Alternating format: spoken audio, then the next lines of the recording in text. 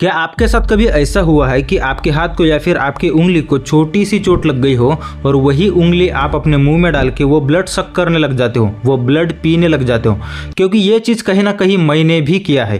क्योंकि लगता है ना कि ये हमारा ही खून है, मेरी ही बॉडी से निकला है, तो शायद हम पी सकते हैं। लेकिन सच में क्या होगा जब हम खून पीते हैं? तो क्या लगता है आपको कि अगर हम अपना खून पिए या फिर किसी भी और चीज़ का या फिर जानवर का अगर हम खून पीते हैं तो क्या होगा हमारे साथ?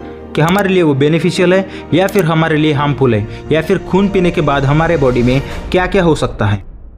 तो आपने भी इंटरनेट पे बहुत सारे ऐसे लोगों को देखा होगा जो जानवरों का खून पीते हैं। जैसे कि चाइना में और वियतनाम में जानवरों का खून पिया जाता है और उन लोगों का मानना यह है कि वो खून पीने से उन्हें स्ट्रेंथ मिलती है और उनके बॉडी को बेनिफिट्स होते हैं। तो अभी ये क्वेश्चन हमारे सामने आता है कि क्या खून पीना सेफ है या नहीं?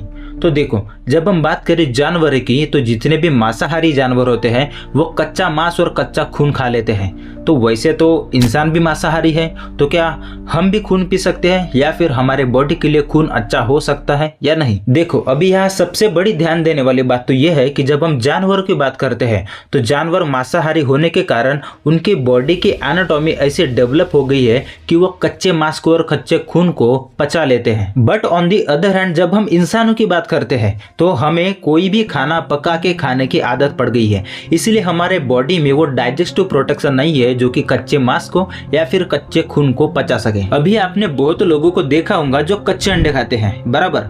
मैंने भी बहुत बार ट्राई किया क्योंकि मेरे आजू बाजू के या फिर मेरे फैमिली के लोग भी मुझे बोला करते थे, बेटा कच्चे अंडे खा ले, ताकत मिलती है, ये होता है। मैंने भी बोला ठीक है, खाते हैं फिर। लेकिन जब मैं इस वीडियो के टॉपिक पे रिसर्च कर रहा था तो मुझे कुछ अलग ही पता चला। CDC यानी कि centre for disease control and prevention, ये एक हेल्थ एजेंसी है और इनके हिसाब से अगर कोई कच्ची चीजें खाता है जैसे कि चिकन, बीफ या फिर अंडे, तो ऐसी चीजें कच्ची खाने से लोग बीमार हो सकते हैं क्योंकि इन सब में बहुत ही डेंजरस बैक्टीरिया होते हैं। इसी तरीके से अगर खून भी कच्चा या फिर बिना पकाए खाया जाए तो उसमें भी ऐसे ही बैक्टीरिया होते हैं जिससे कोई भी बीमार या फिर उसे फूड पॉइजनिंग हो सकती है। लेकिन जैसा कि मैंने स्टार्टिंग में बताया था कि बहुत सारे कंट्रीज में लोग जानवरों का कच्चा खून पीते हैं, तो उसी तरीके से बहुत सारे लोगों का ये भी मानना है कि खून पीने के बाद उन्हें एनर्जी महसूस हुई और उन्हें थकावट भी नहीं हुई, और ये कोई झूठी बात नहीं है।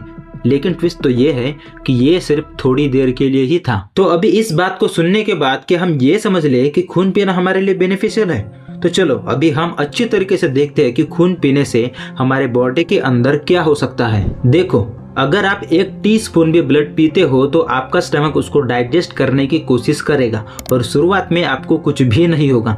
लेकिन जब आप लगातार खून पीते हो तो धीरे धीरे आपको डाइजेस्टिव इशू होने लगेगा और भारी मात्रा में ज़्यादा ब्लड कंज्यूम करने की वजह से आपको उल्टी, डायरिया या फिर पेट दर्द भी हो सकता है। उसी के साथ साथ अगर हम कंटेमिनेटेड ब्लड कंज्यूम करते हैं तो हमें बहुत सारी प्रॉब्लम झेलनी पड़ सकती है, जैसे कि हेपेटाइटिस B, C या फिर HIV जैसे प्रॉब्लम हमारे बॉडी के अंदर एंटर कर सकती है।